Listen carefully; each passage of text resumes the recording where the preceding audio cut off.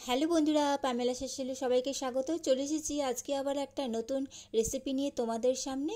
ডিমের ধোকা। ডিম আমরা ছোট থেকে বড় সবাই খেতে খুবই ভালোবাসি। তো সেটার কথা মাথায় রেখে আজকে আমি একটা ডিমের ইউনিক রেসিপি নিয়ে হাজির হয়ে গেছি তোমাদের সামনে। আশা করছি আজকের এই রেসিপিটা তোমাদের সবার খুবই ভালো লাগবে। আর টেস্টের ব্যাপারে তোমাদের আমি কিছু বলবো না, তোমরা নিশ্চয়ই দেখে বুঝতে পারবে এর টেস্ট কি মারাত্মক সাংঘাতিক হতে পারে। তো ভিডিওটা প্রথম থেকে শেষ পর্যন্ত দেখার অনুরোধ রইল।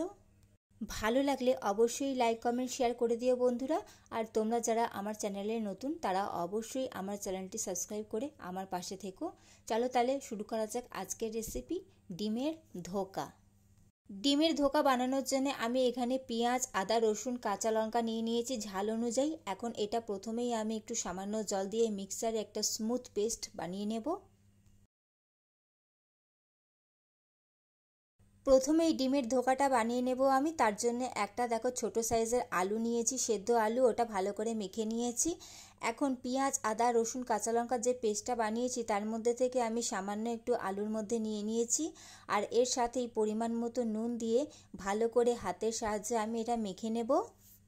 তোমরা চাইলে শুধু ডিমের সাথে নুন মিশিয়েও সেটাও তোমরা ধোকা বানিয়ে নিতে পারো।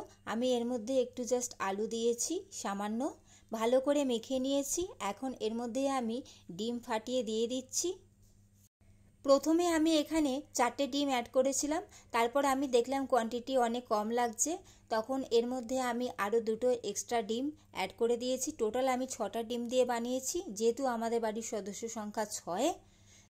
এখন একটা চামচের সাহায্যে ডিমটা ভালো করে ফেটিয়ে নিতে হবে যাতে আলুর সাথে ডিমটা পুরো একদম মিশে যায়।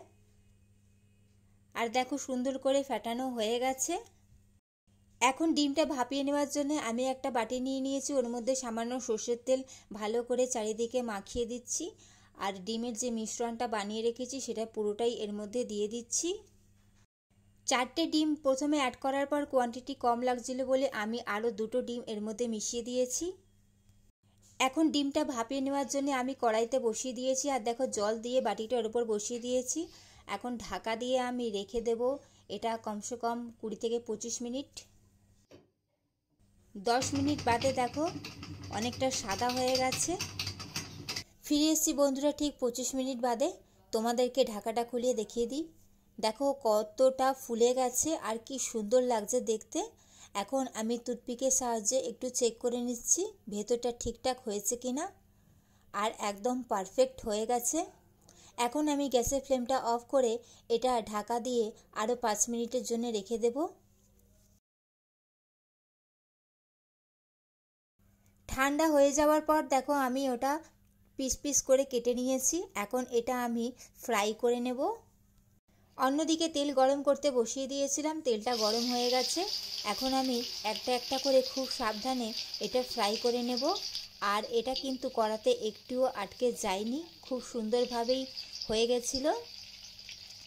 এখন সবকটা পিস আমি ভালো করে ভাজা করে নেব। আমি এখানে 6টা ডিম দিয়ে বানিয়েছিলাম, 6টা ডিম দিয়ে এতগুলো কোয়ান্টিটিতে হয়েছিল।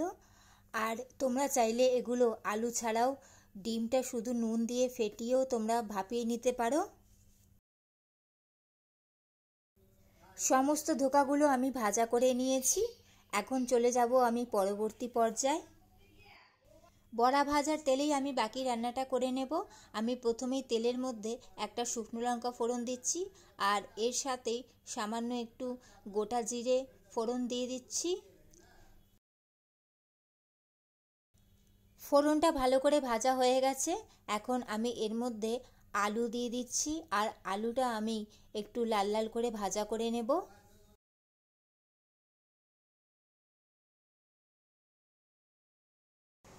এখন আমি একটা পেঁয়াজ কুচি অ্যাড করে দিয়েছি।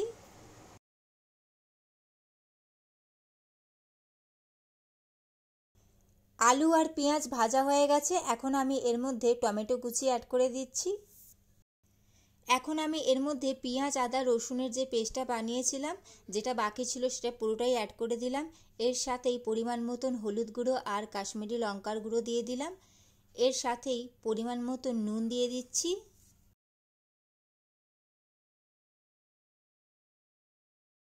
এখন আমি এর মধ্যে একটু সামান্য চিনি দিয়ে দিচ্ছি। এখন সমস্ত কিছু আমি ভালো করে কষিয়ে নেব।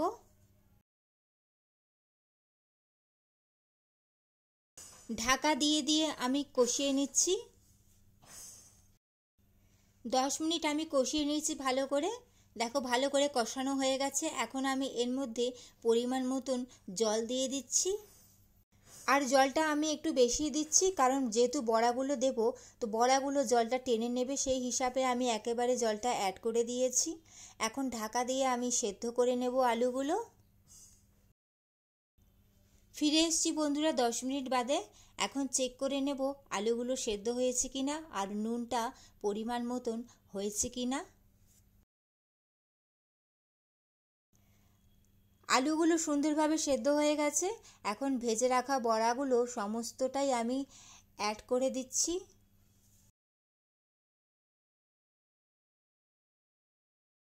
ডিমের ধোকা অলমোস্ট রেডি হয়ে গেছে। এখন নামানোর আগে ওপর থেকে আমি একটু ধনেপাতা কুচি ছড়িয়ে দিচ্ছি। আর এর সাথেই গরম মশলার গুঁড়ো দিয়ে দিয়েছি, যেটা তোমাদেরকে আমি দেখাতে পারিনি। তোমরা অবশ্যই অ্যাড করে দিও, কারণ যেহেতু এটা ডিম দিয়ে বানানো হয়েছে, গরম মশলার গুঁড়োটা দিলে টেস্টটা আরও বেশি সুন্দর হয়। রেডি হয়ে গেল বন্ধুরা সুন্দর একটা রেসিপি, ডিমের ধোকা। কেমন লাগলো তোমাদের আজকের এই রেসিপি অবশ্যই সেটা কমেন্ট করে জানাবে, এবং ভালো লাগলে লাইক কমেন্ট শেয়ার করতে ভুলো না কিন্তু। আর আগেই বলেছি টেস্টের ব্যাপারে আমি কিছুই বলবো না, তোমরা দেখে নিশ্চয়ই বুঝতে পারছো এর টেস্টটা কতটা সুন্দর হতে পারে। তো পারলে অবশ্যই একবার এই রেসিপিটা বাড়িতে ট্রাই করো এবং আমাকে কমেন্ট করে জানিও। চলো তাহলে আজকের মতন আসি, দেখা হচ্ছে খুব তাড়াতাড়ি নতুন কোনো রেসিপি নিয়ে। চলো টাটা।